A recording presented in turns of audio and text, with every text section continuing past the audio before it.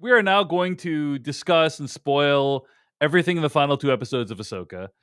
And I think to kick things off, what I'd like to do, Patrick, is read this email from listener Sean from Vancouver. And Sean wrote into decodingtv@gmail.com, and we are recording this the morning after the Ahsoka finale aired. So in the time between the finale airing and us recording, Sean sent this in. He or she just had to get these viewpoints off of their chest. So let's talk about what Sean had to say. They wrote in, "Hey, Patrick David, while I have tons of thoughts about what is ostensibly Rebels Season 5, where it succeeds and where it fails, my mind keeps coming back to this. How can a show that is so focused on reunions be so bad at them? From Ezra and Sabine's awkward picked you up from the airport hug, not contextualizing Ahsoka and Sabine's off-screen mentorship until literally the last episode, and then not giving even Ezra and Hera a real moment? Now, to preface, my partner and I are familiar with Filoni's animated work. Clone Wars is broadly messy but ambitious and occasionally interesting, and Rebels, while certainly cheaper production, far more successfully captures a classic Star Wars Adventures vibe. The core cast of the show is deeply likable. There's parts that even on a recent rewatch made us both shed tears. It wasn't a perfect series, but it hit the right notes, which is why it's just so disappointing that we felt so little for this. Is this just a prime example of writers' rooms on streaming shows being stripped bare, leaving a creative who hasn't solo written a series before? Is the emphasis on his experience with George Lucas overshadowing his skill working with actors in live action? I don't think the show is without its magic moments, largely due to its spectacle. Filoni does get to that classic mythic sensibility to the franchise. But when it comes to writing dialogue and crafting these characters as complex yet natural people, Filoni just hasn't proven himself to be that guy, at least not here, end quote. So, a disappointed fan of Clone Wars and Rebels talking about Ahsoka and how the show just didn't connect with them. Patrick Klepek, obviously you and I have not watched Rebels and Clone Wars, but we're looking at this, from casual Star Wars fan perspective. Do you agree with Sean from Vancouver's email at decodingtv@gmail.com? Do you think this series, Ahsoka, really failed to connect on an emotional level? I think it could have done more. I think it's less that it doesn't connect as much as it could have done more with the material that's in front of it, even absent the obvious caveat, which is like your history with the previous work. I think even with what it's trying to accomplish with newcomers, I think it fails at a number of junctures to make those connections feel more meaningful in a way that could work better for an audience with the weight of history and just work plainly for people who could just read the room. Like there's a way of shooting a thing, scripting a thing that can lend gravity to a scene between characters that can convey weight, even if you don't have that history yourself. And I think this show often falls short in being able to balance those two things, which, are inherently difficult, but I don't think the show is particularly great at accomplishing that difficult task. I do think it is interesting to think about Filoni in the context and legacy of George Lucas, in which maybe you feel differently, but I think like if you look back on Lucas's legacy, I think more specifically with Star Wars than anything else, maybe you would agree or disagree that it applies more broadly to his filmography and work in television, is like more of an ideas guy than anything else, or his like biggest strength is in his ideas, less in his specific execution of those ideas. And I do wonder, in watching Filoni take this move from animation to live action, that we are seeing like how closely Filoni adheres to that own legacy of George Lucas, in which I believe there are so many cool ideas here, right? I think we've talked a lot about them that are here on the screen, but I don't necessarily know that they're executed to the degree that matches the interesting ramifications or implications of the idea itself. And so whether that is a like inherent flaw with Filoni as a creative, is because broadly his work is not in live action and is basically thrown off the deep end after like The Mandalorian takes off and has a collaboration with Jon Favreau. I don't know. Could probably be a combination of both. But I do end up broadly agreeing with the person writing in that when I sit and talk about some of the ideas that are present in Ahsoka, even some of the ones that are set up in this finale, and like I'm digging through Wikipedia entries to figure out like what they mean or what they're hinting at. It's like, oh, that's a cool idea. But my worry is that it's not going to be executed as cool as what I think the idea could be. And I think that is definitely a problem throughout the show. What were your overall thoughts on this season? Did you enjoy the finale? Did you think it was a worthy ending? Like, what I did you think liked it. overall? I liked it broadly. It still is a show that really only works for me on the strength of Sabine as a character. I think if like for some reason you deleted her, which obviously you couldn't, but like let's just say we're just ripping her out. Like the show, like there's very little about the show that I find interesting or appealing. The arcs of all the other characters, I don't think really arrive at a place that feels complete or meaningful. I think that is inherent in the fact that, boy, this is just a giant cliffhanger. It isn't meant to be the conclusion of anything, which it's a television show. But I think as you and I have tried to unravel, it's a television show translating, but also being a sequel to a long-running animated series, intersecting with other live action shows on television culminating in a film. And that is just a very delicate house of cards. And the moment this series accomplishes going to another galaxy, which in theory should be a blank slate for anything to happen, it really feels like the show is spinning its wheels to get to the finale, because it's like, look, we don't have 12 episodes. Like there's a lot of stuff that needs to happen. We don't have time for it. So like not much is going to happen in the next two. I hope you like those little creatures. They're very cute. They're adorable. In fact, they should just be on the screen more because they're maybe my favorite part of the two episodes. Mm-hmm. They're great. But I do think this show really doesn't know what to do with itself once it realizes. It feels as though it's like, all right, we know what the closing shots are for this season. Oh shit, like 90 minutes has got to go in there, but we can't go any further past those closing shots. And you can just feel the squeeze that those cliffhanger shots have on the show. And I think it ends up resulting in a work that I broadly enjoyed my time. I would watch a season 2 of this happily, but it feels like a pretty flawed work that is consistent with flaws that I've heard about Filoni in general. And there's not much here that suggests to me it's all that different. But your mileage is going to vary again based on how much history you have with these characters, and maybe that ends up papering over some of the issues that I have with it. Patrick, are you familiar with Police Story 2 by Jackie Chan? I'm aware that it exists, but I have not seen it. Oh my god! First of all, dude, you got to watch. I feel like I've Police said Story something 2. Offensive. I feel no. I'm going like dear listener, so many things like making.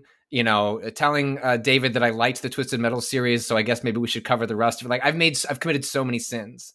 Yeah, I think maybe this one is the worst one. No. Here's the comparison. Police Story 2. Okay, so Police Story 2, 1988 Hong Kong action film starring Jackie Chan. One of the greatest action films ever made, in my opinion. Police Story 1, also one of the greatest action films ever made. And in my opinion, like a legitimately pretty good film, Police Story 1 was. Police Story 2 upped the ante when it came to action scenes and set pieces, but the plot is complete and utter nonsense, right? And so I still enjoy Police Story 2. It's still great movie, a lot of enjoyable action scenes, but like I don't watch it for the plot. The plot is not what gets me through that movie. Similar dynamic here. I bring that up because the acting, the dialogue, the characters, the plot have nothing of value to add to my life doesn't mean that the work of art is a waste of time. Right. Right. Having said that, this is no Police Story 2. No, I'm just joking. I mean, Patrick, I'm so grateful that Patrick, signed on to be my sort of standing co-host for Decoding TV, and boy, we've been on some wild adventures since we started. Secret Invasion. Here's the thing: Secret Invasion. Mm-hmm. That was a calamitous disaster. That show, right? That show was so many podcasts and re-recorded them. We didn't know how to get through it. Not the podcast. I'm talking about the actual show itself that cost over $200 million on Disney Plus. that was basically a disaster of a show. Like there was extremely silly, virtually nothing of consequence happened. Tons of characters of potential just wasted. Yeah. A disastrous finale. Nothing, pretty much nothing redeeming. Like I would not recommend that show to anyone. Right? I know it definitely like I have friends in my life that are big Marvel fans, and they're Yeah. like, "Oh, I just haven't gotten to that one." I was like, "You're good. This is Like, not you're a good." car crash. This is not a car crash on that level. No, This is no. merely, in my opinion, a very bad show. Mm. That has some good aspects to it, but this finale makes some truly baffling decisions, in my opinion. At the same time, some really cool stuff happens in the finale that is worth talking about and did get me excited and did give me a sense of wonder. And so I can't say that the show has no value at all. Like there is some cool stuff to watch, but largely I would say this is not a good show. I would not recommend it to most people. Certainly not to casual fans. I sort of wish I understand why, and I won't be shocked if the next 10 years is broadly even guided by Filoni. Like he has an appeal to a certain Yeah. like he makes something that is really appealing to quite a few people. And people that consider themselves really diehard Star Wars fans. And so even though I'm not able to I think even if I was to go back and watch Clone Wars and go back and watch Rebels, I still think I would find myself not fully on board with Filoni's approach. And I don't know how much that is the Lucas influence, how much that is just his particular reaction to Star Wars as a work and how he interprets it on his own. Like he does have a vision for it. Like he has an idea of like what Star Wars is and where it could go. And I realize that's an extremely low bar, but for a property that has felt like creatively rudderless, even though it's had really really high highs and really low lows, there is at least something interesting about like, look, at least the man like kind of knows like he's like seems like he's mapping like he has an idea of where this is going, thinking about past, present, future, which I may not necessarily agree with all the decisions on like what those things we're mapping out or where the hierarchy of values are, like introducing like what seems to be like gods into like the Star Wars universe. I may not find that more compelling than like the on the ground like grunt work like in a show like compared to a show like Andor, but it's at least a vision. And so I understand for a lot of people why they find if they line up with that vision, why they find themselves so deeply attached to Filoni's approach to everything else that surrounds it. Say what you will about the vision of Dave Filoni. At least it's an ethos, you It know. At is. least I mean, it really is. Like say it what you will feels. about how misguided and painful it is to watch the show. At least it's an ethos. Yeah, I don't think I'm that. I don't think. I think I'm closer to. I think I'm critical of it, but like I can go along for the ride. I think you less so, but I do. Well, I will say this. I will say this. In my, I was fairly down on the show from the beginning, but I really tried to keep an open mind going into the Yeah. finale, and there were certain things that I was like, oh, well, maybe if they like pay this off, that will actually be like a pretty compelling little like mini arc for some of these characters. But I would say episodes 6, 7, and 8, like taking them together as basically once they arrive at Peridia, taking it together as a group, I think is pretty underwhelming. And the finale just makes decisions that are like, yes, they might be acceptable in the world of like Star Wars live action shows, but like are just, in my opinion, bad storytelling is what I Yeah. would how I would describe it. So let's talk about it. But anyway, those are our overall thoughts on Ahsoka season 1. Actually, one last thing before we talk about what actually happens in Ahsoka episode 7 and 8, which is there has been quite a bit of debate about whether or not this is a series finale or a season finale of Ahsoka. I don't know if you saw this, but the Star Wars social accounts tweeted out the following. This is an actual tweet from the official Star Wars account. Get ready for the series finale of Ahsoka tonight. Catch up on episode 7 streaming on Disney Plus. So then people like Gizmodo reached out and said, is this a series finale? Because that's news to us. And then those social posts were deleted. Right? So Isn't there? You would know this better than I, but like there is language about that is specific for things like Emmy considerations, right? Like whether something is considered a limited series versus an ongoing. So sometimes that language can have like pretty specific implications in terms of like the bookkeeping of how a show is Correct, thought of, right? correct. Whether it's a limited series, like it would affect which category it's submitted in. Like, is it a limited series or is it an ongoing series? Although some shows have been able to, there's been some debate over some shows. Like, for instance, The White Lotus. You could argue that season 2 was a whole new series because there's no It's kind of an one anthology format, kind of as opposed anthology, to, yeah. So it's like it's debatable in some shows, but regardless, uh, so did they delete that tweet because they're not ready to announce that it's a series finale, or did they delete it because a social media person made a mistake in the language?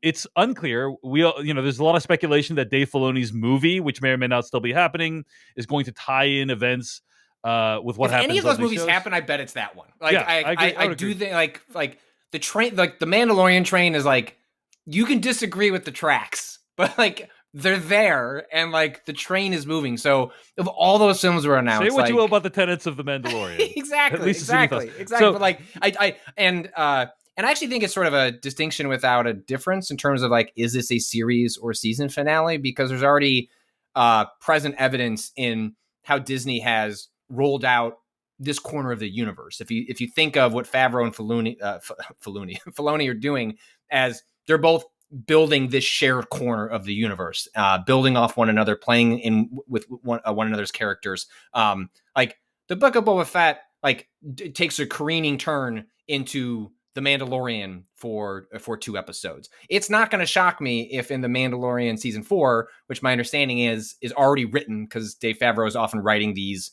like full years in advance of filming the shows themselves, we'll just have like, I think the titles of these John shows, Favreau, I think you mean. John Favreau, yeah. Like the titles of these shows are going to matter less in so much as like these characters are just going to start jumping between these different shows, and Right.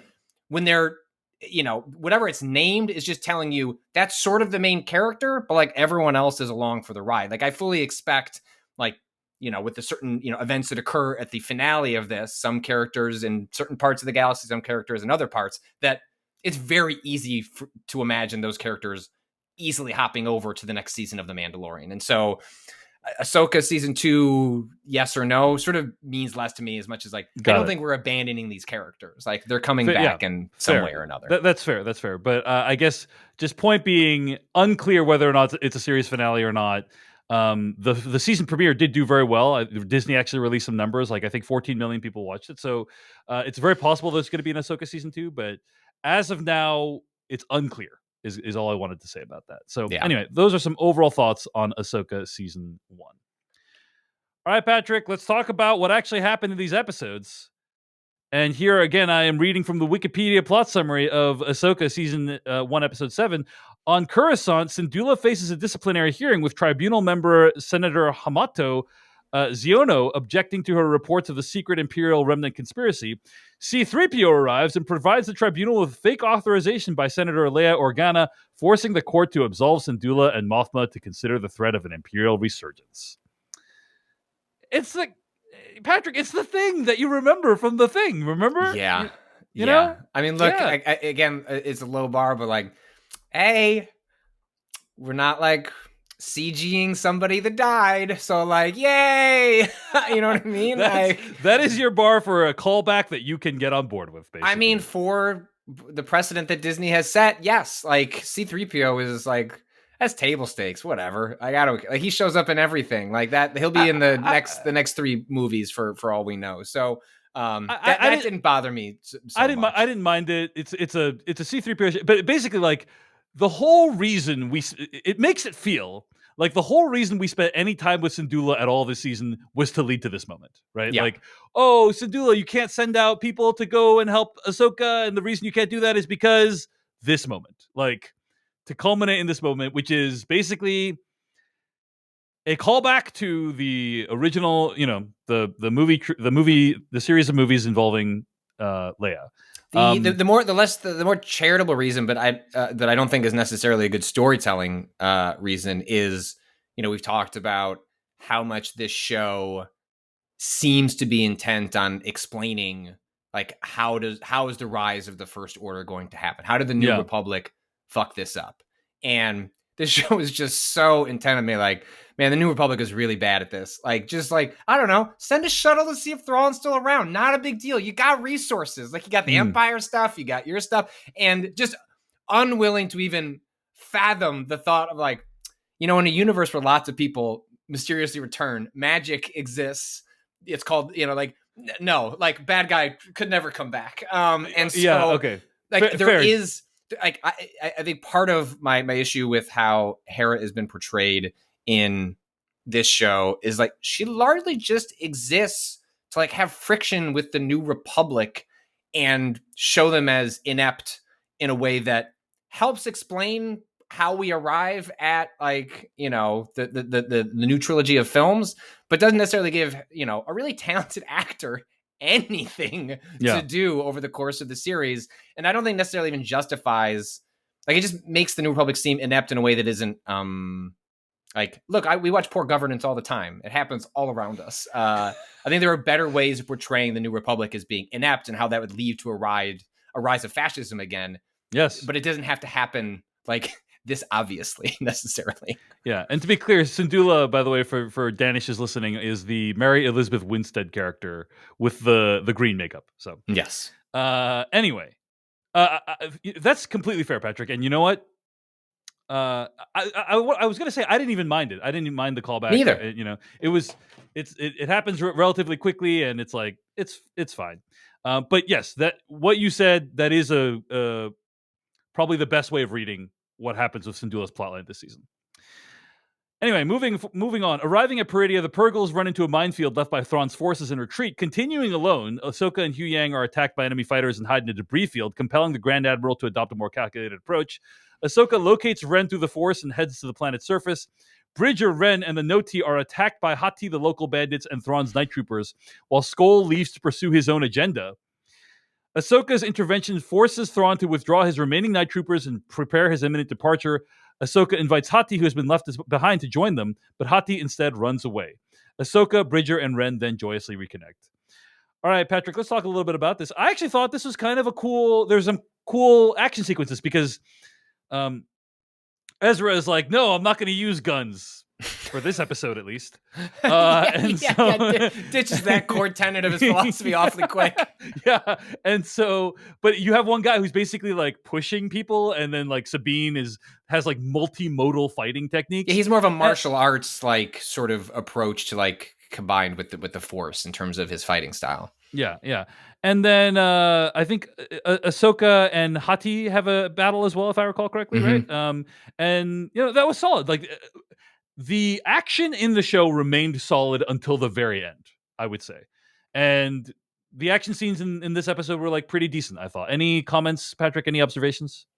No, I broadly agree. And also it's just, I don't know how successful ultimately at this point in the show or even by the end of the show they are in conveying why Thrawn is a threat. Like, I don't think this show does a fantastic job of displaying this like masterful He's tactician. A master tactician. Yeah, well, because again, we've talked about like the whole thing about his character is like he's like, that pesky Force, and like, but that's all around him right now, so he can't even like see what happens when he's separated from like the pesky Force that he can't anticipate. But you do see, I like the fact that he sort of says what he's going to do, talks about what worked and didn't work, and then moves on to the next thing. There's sort of something cold and interesting about how he approaches and explains himself. It doesn't feel like it's talking down to the audience as much as that's just how his brain works. And so I found that dynamic between as different attacks are going out onto our characters to be like a kind of fun dynamic,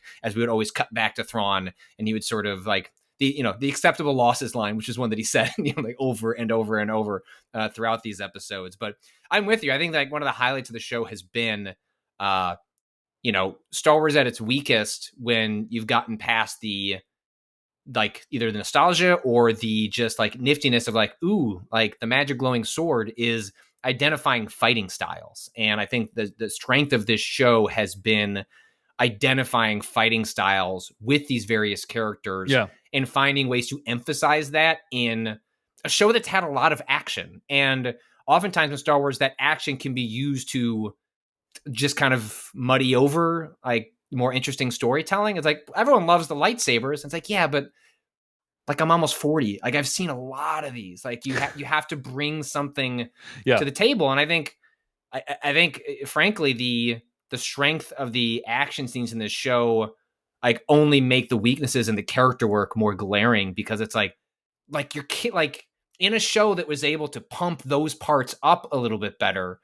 Like I think you would see the quality of the show more broadly like feel more in equilibrium because it just feels like the action is end up doing in many ways it does a lot of character work because it's I think you and I both had a lot of issues with the dialogue in the show, interaction with characters in the show, and oftentimes action can be a great way to express character moments, and here it's like it's doing that but often because the rest of the show isn't doing a great job of carrying those character moments. You often learn more about the emotional state of the characters through their action scenes. And I just wish the rest of the show kind of carried that weight as equally. Absolutely. Completely agree, Patrick. Okay.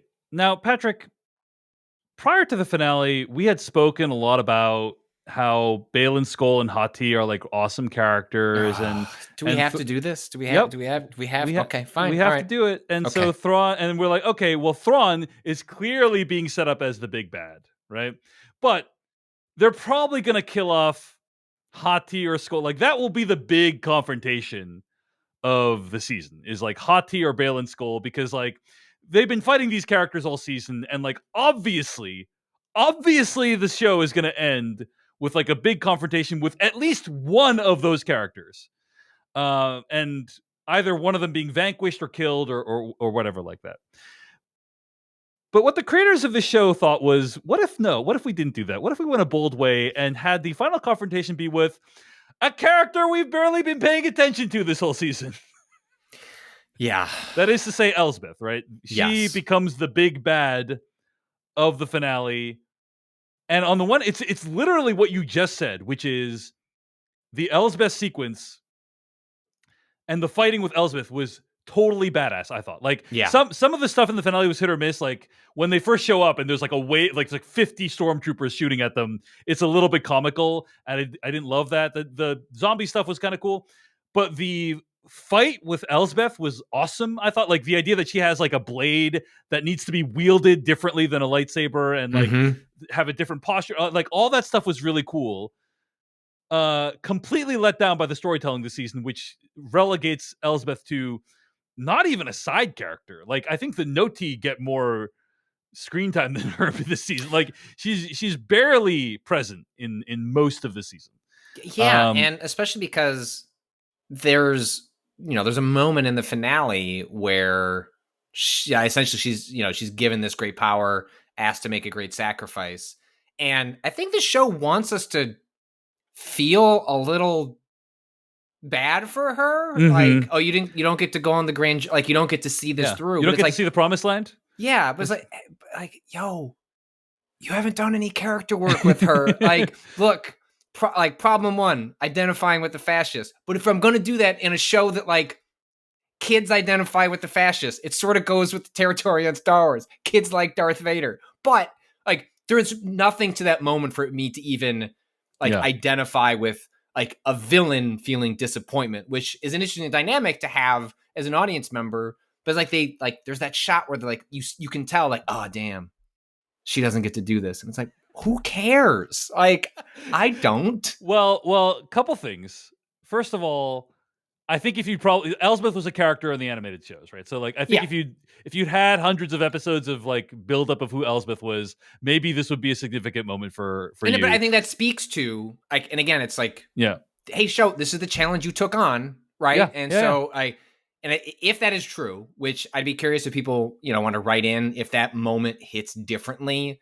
That's been one of my favorite parts about like watching the show is then reading up reactions differently, like elsewhere, to be like where people are like losing their minds, and I'm like, oh, okay, well that just like flew right past me. Right. Right. Like But there are moments in the show where they're repeating shots from like Clone Wars, and people are like, oh, it's so that. I'm like, okay. yeah. And I But mean, Patrick, what is wild is they actually did do a decent job of building up Balin Skull and Hati in this I show. know. Yes. And it's like the pieces are all there to have like a really great confrontation between like the most compelling character in the show, Baylan Skoll, and whoever else you want them to fight. Like Ahsoka, Sabine, whoever the hell. Like whatever that.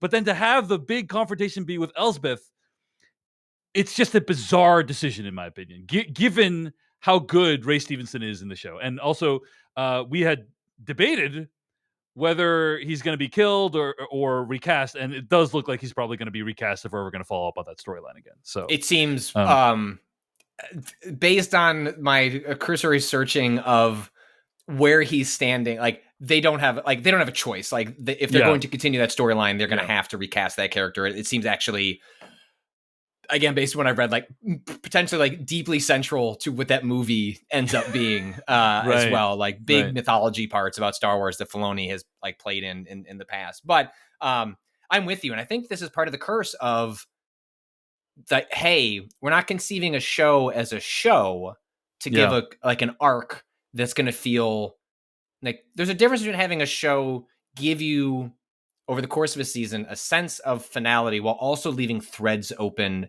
to pull on. I think the shows that are at their best are able to our characters have arrived here. But man, it'd be really interesting to see what if they open that door. And here, the door has never even tried to be shut. Like the door is wide open. It feels like Ahsoka Part 1. Hey, in the spring, there's gonna be 6 more episodes. Like, oh, okay, like that. All right, then you would feel better about where this ends, because that would just, it would still feel bad but that's where we are as a culture in which we have these.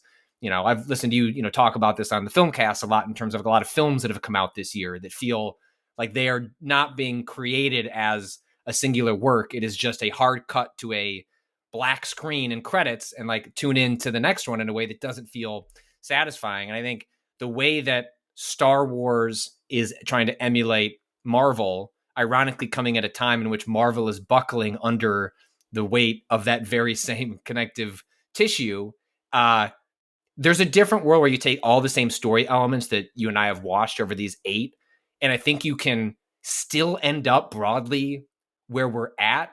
But if it was developed as though, but what if there wasn't another season? What if there wasn't? We'll leave some open doors that we could go down. You would wanted those characters that we came to find interesting and threatening and have some sort of moment in the finale, and they have nothing. They're not even present in that final episode. They show up and we see them walk on, take a few steps on a mountainside, basically, right? And I was like, oh wow, Ray Stevenson, that was an interesting storyline. I wonder where that's going. Nowhere this season, at least. No, that's the answer, and hugely disappointing. Now, look, I understand, right? We're watching chapters in a bigger book. I understand it's not going to tie everything up.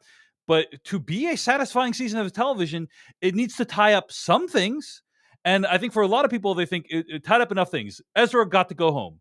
And that's the story. It's like, okay, if that works for you, then all the power to you. For me, I was hoping for a little bit more resolution when it came to things like what happened with Baylan Skoll and Hati, and just because that character is so interesting. And there's just bizarre things happening left and right. A major point about Sabine and Ahsoka's relationship was introduced in the last episode, right? I don't know if you caught that. I think our writer wrote about that as well. Our emailer wrote in about that as well.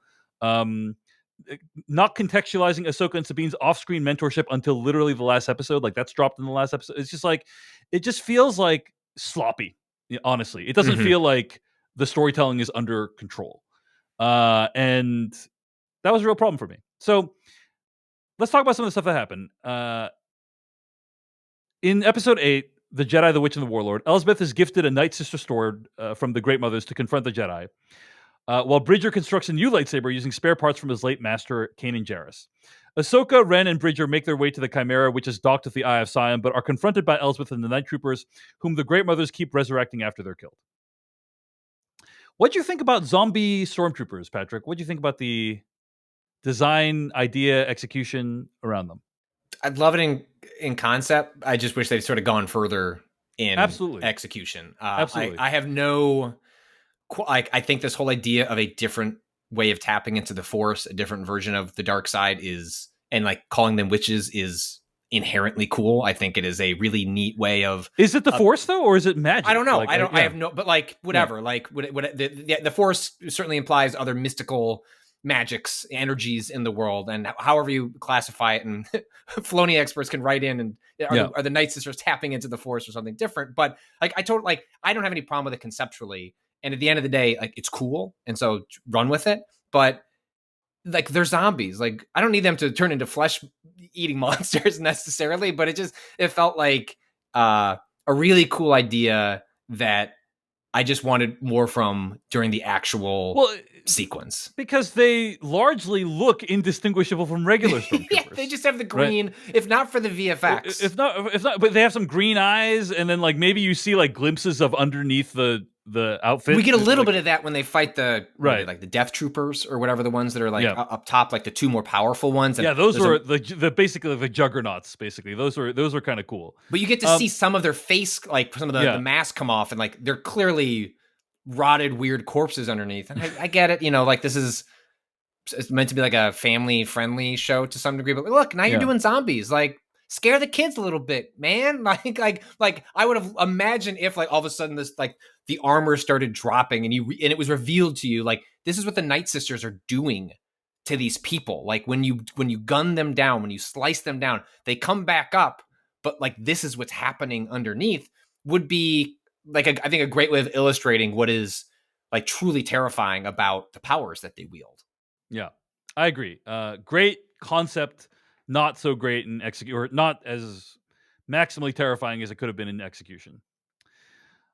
Ren uses the Force to help Bridger jump onto the Chimera while Ahsoka kills Elsbeth. Okay, so that was a pretty cool moment when they both use their Force powers to like push Ezra onto the ship.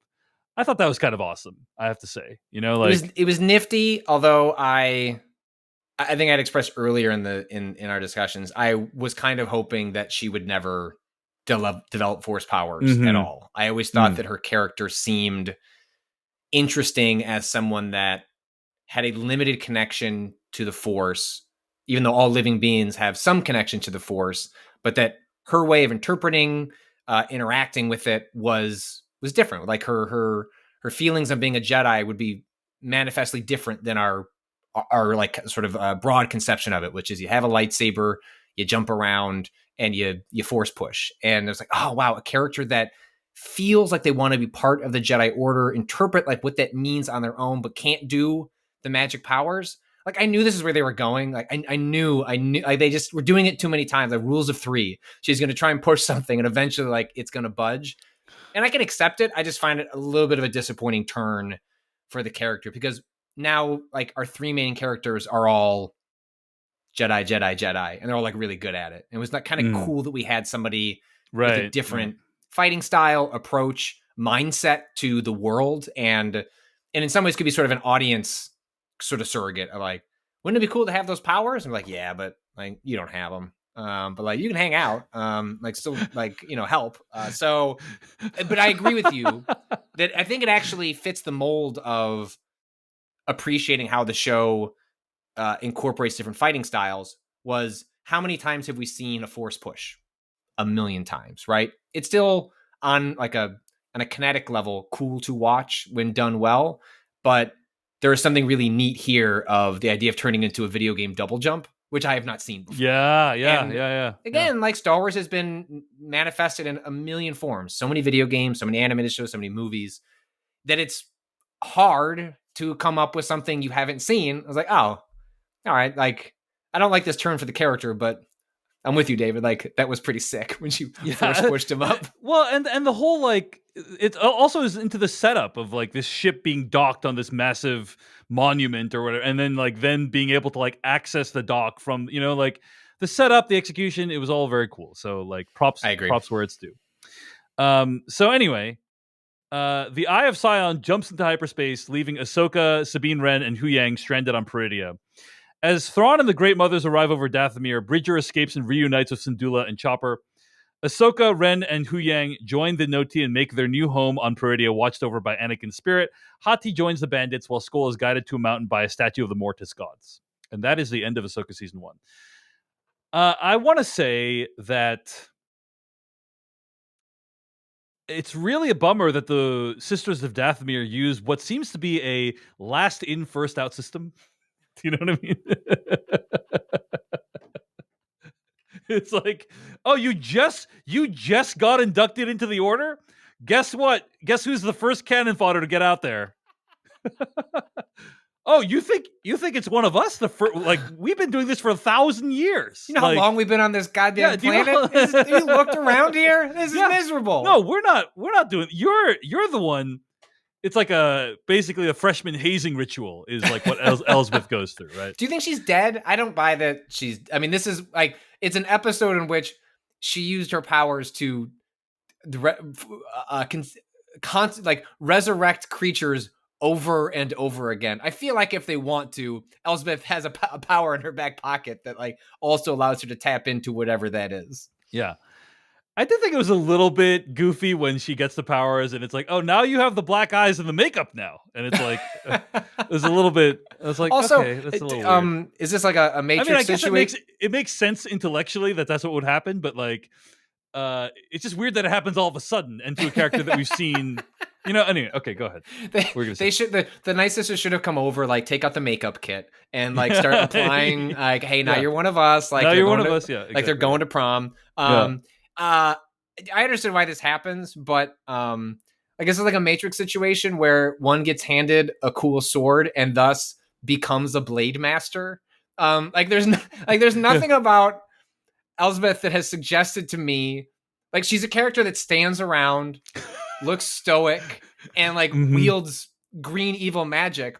But also, I guess we're meant to know that, well, in her downtime, she pours herself a glass of wine, puts on some music, and like practices the art of the blade. Like just suddenly she is like, there's no setup for it at all. She's right? able to go to toe to toe with Ahsoka, who is like, has trained under Anakin Skywalker, like has 2 blades. Like we have seen be the ultimate Jedi badass. And just like, well, someone handed me a sword, like time to be awesome at it. I mean, it's fine. Like it's the least of my concerns in terms of logical leaps, but I couldn't help but laugh a little bit where I was like, did she also inherit the skills of the blade when she touches it?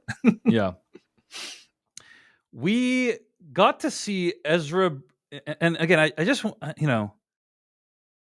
people have been very kind in the emails and the messages we've gotten about our podcast. I think like they know that I'm bringing a critical eye to the show, and I think they, many of them share that critical eye. So I am often trying to take the show on its own terms. And trying to give the show the benefit of the doubt. And even in that regard, it is still very difficult when you have Ezra reuniting with 3 people in this show, 3 major reunions, none of which make really any emotional impact. The closest one was the last one with Syndulla when she kind of gives him this like odd look when he shows up on the ship, right? That was the closest thing I got to like a ping of like actual genuine emotion in my bones, at least. But our emailer at decodingtv@gmail.com wrote in and described it as like, greeting your friend from the airport hug. I have seen people meeting people at airports that's like way more passionate and intense than anything we saw on this show, right? Like, if you've seen Love Actually, airports are actually really emotionally intense places because you're seeing people who you haven't seen in like 3 months or whatever, and they're people you really love. And the fact that they couldn't even nail those reunions, to me, speaks to something deeply wrong with how these shows are being directed and to a much lesser extent acted. Because it's like that's not. You're building up all season to this like big event of like Ezra is such a big deal, and then when the reunions happen, it makes no impact at all. And so for me, that is why the show fails. Not like we didn't get to see Thrawn do a bunch of shit. Like it's like emotionally, I didn't connect with the main core of what's going on here, and I don't think the show gave me the tools to do that. Patrick, am I being unfair? No, I think you're right. I think everything in the grand scheme of things, the show is not being thought of as a singular work where like, hey, we're coming in and we're coming out. Maybe we'll revisit these characters another time. Like the groundwork for this show, its mission is to make more people care about these characters that are being plucked from a different world of Star Wars, brought here, and now you need to be invested in them. And I think you're right that broadly, it does not accomplish that mission for the average person. I think it makes them look cool. I think like you can see like how they could be interesting. But I think in terms of I don't think either you or I expected to have the same emotional response to different scenes in this show without the weight of history with them. But like a good show, good writing should be able to convey the gravity of that so that even though you don't experience that emotion, you can like sense it. You can like, you can feel it. It's the same with like when you go to an airport and you watch people like see people that they love and hug, you're like, well, I don't really give a shit about these people. But, like I'm really happy for them. Like that seems like a cool feeling to have. I think that's a really interesting way to put it because in many ways, watching this show feels like you and I going to like a Star Wars Rebels airport. I was like, well, we're here. Like, we're going down the track, like seeing, like, oh, I kind of remember that. Like, I kind of know, and you may not be able to experience the emotion yourself, but you can appreciate the sentiment being shared. And I don't think this show nearly got close in being able to accomplish that. And whether that is a fault of like trying to do too much fan service versus trying to make it work for newcomers, I don't know. But at the end of the day, I think you and I are on the same page of like some potentially interesting characters, but ones that I don't leave. Like that moment at the end with like Anakin's like Force Ghost, I know is supposed to be like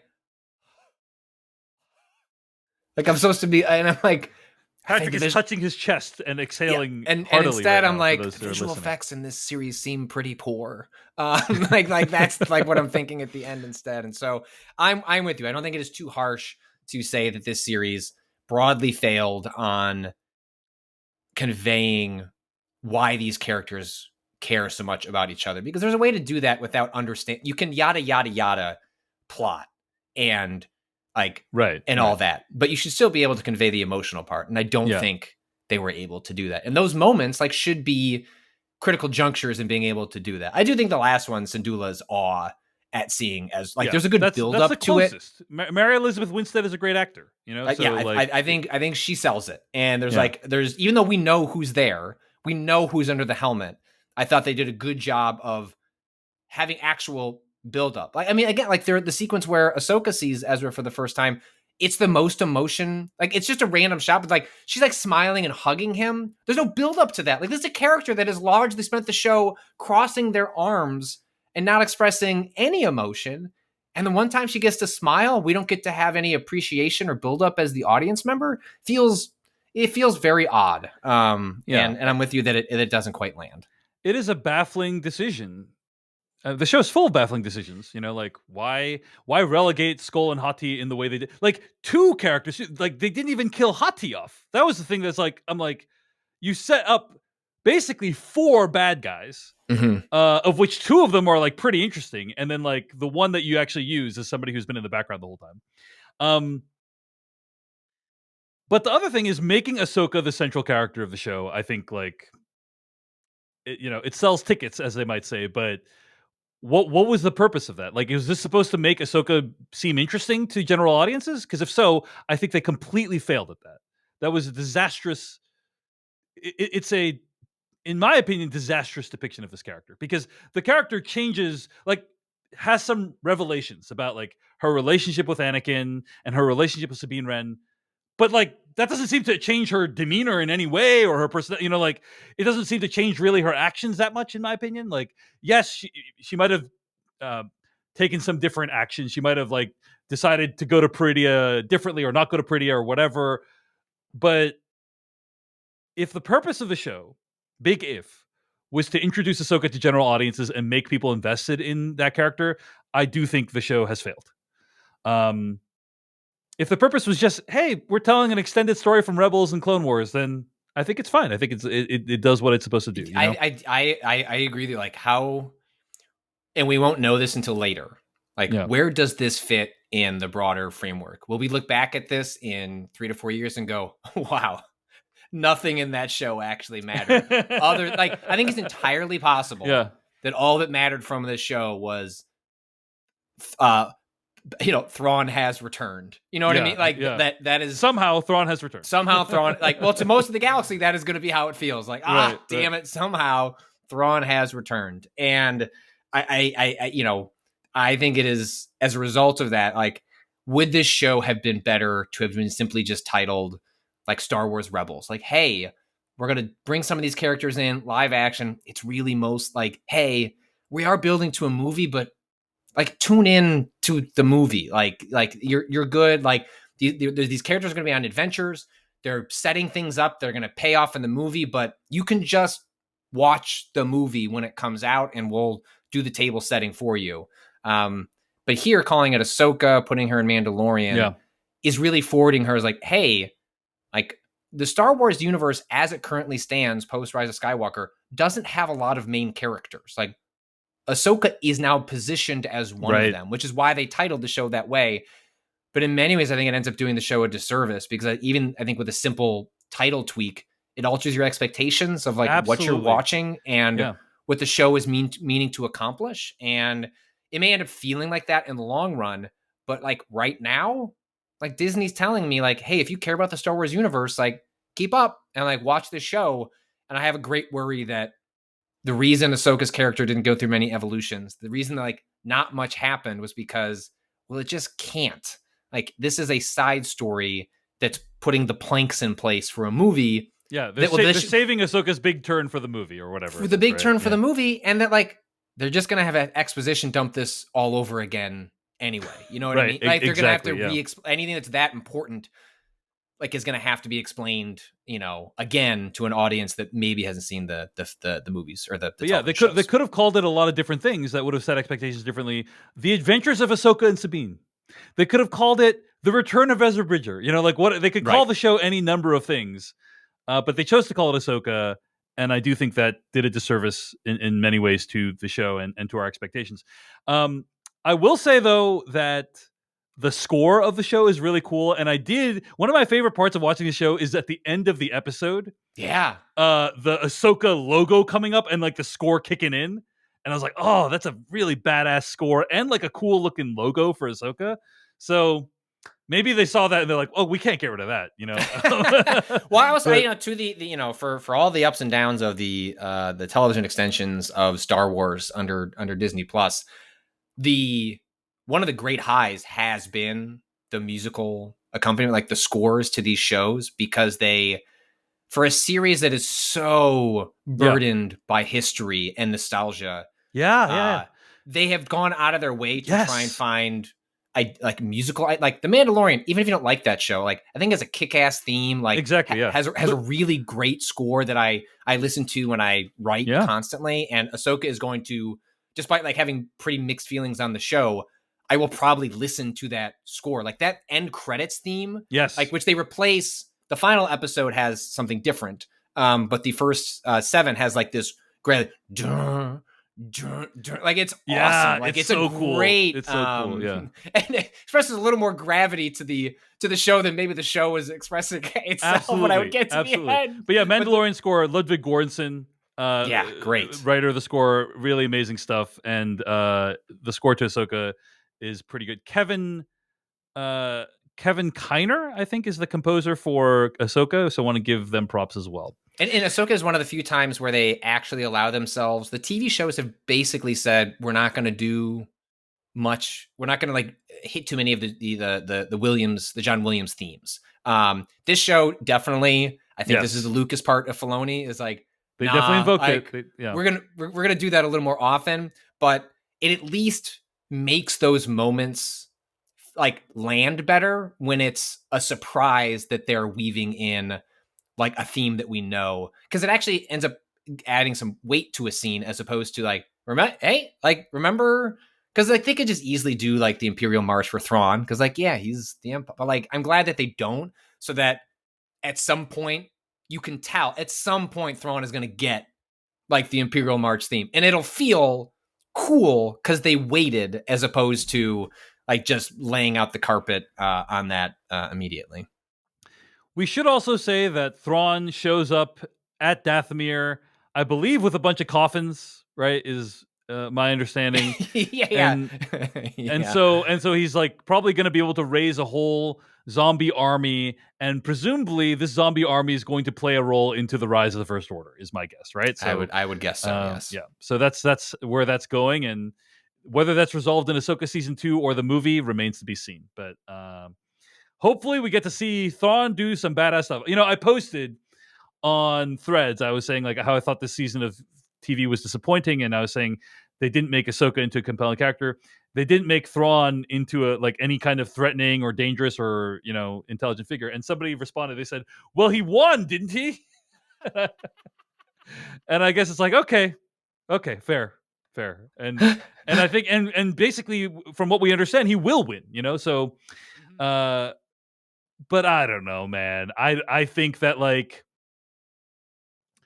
to make someone like Thrawn into a threatening character, you need to have like the main characters try to put together some elaborate high impact plan, and then Thrawn figure out a way to thwart it, possibly in real time, and show like how he's like the master of like thinking on his feet and stuff like that. Yeah, and nothing about the New Republic suggests that like these real geniuses are gonna like when they discover Thrawn has returned, like they're gonna roll out Plan B. And right. Basically, like nothing in the show suggests that it has the building blocks to even do what I suggested, really, in my opinion. So, or is even interested in doing what I suggested. Instead, just referring to how Thrawn is threatening. You don't need to show it. You know, that's what a lot of the show does. Is it tells and doesn't show, which is a core of a lot of my issues with the show. Okay. Anyway, Patrick, we've done it. The Ahsoka minisode is now longer than the actual episode of Ahsoka itself. Or at least an episode of Ahsoka. So we should really wrap up. But I do want to express my gratitude again for Patrick for putting up with my complaints for the show, but also to our listeners for just being really understanding. You know, like sometimes depending on what we're discussing on the show, a different audience that is not receptive to my opinions catches hold of the podcast and you know is like very mean in the emails about whether we should talk about a show. But I think people understood that I tried to bring a very charitable, analytical approach to my watching of this show, and even though I ended up not liking it, I'm still grateful to have gone down this journey with Patrick Klepek. So anyway, that concludes our coverage of Ahsoka for this season. And let us know what you thought. decodingtv@gmail.com. Find more episodes at podcast.decodingtv.com and find us across all platforms at Decoding TV. And of course, you can always support the show by becoming a paid member at decodingtv.com. You can find more of Patrick Klepek's work at Remap Radio, wherever podcasts can be downloaded, and crossplay.news is his Substack newsletter. Patrick, thanks for chatting with me about Ahsoka Season 1. Thank you. All right, and thanks for listening to Decoding TV. We'll see you this week with our coverage of Loki Season 2. We're also wrapping up our coverage of The Continental. So keep it tuned into Decoding TV. And yeah, we'll be doing weekly coverage of Loki. That'll be the next big show that we cover. So looking forward to covering that right here on Decoding TV. Thanks for listening. Until next time, goodbye. Hey everyone, David Chen here. Thank you so much for watching that video from Decoding TV. If you want to get an audio version of the show, all you got to do is go to podcast.decodingtv.com. And if you want to support what we do, get ad-free episodes of the podcast and also bonus episodes of the podcast, go to decodingtv.com and become a paid member. Of course, you can also like and subscribe for more. We appreciate it. Thanks. See you later.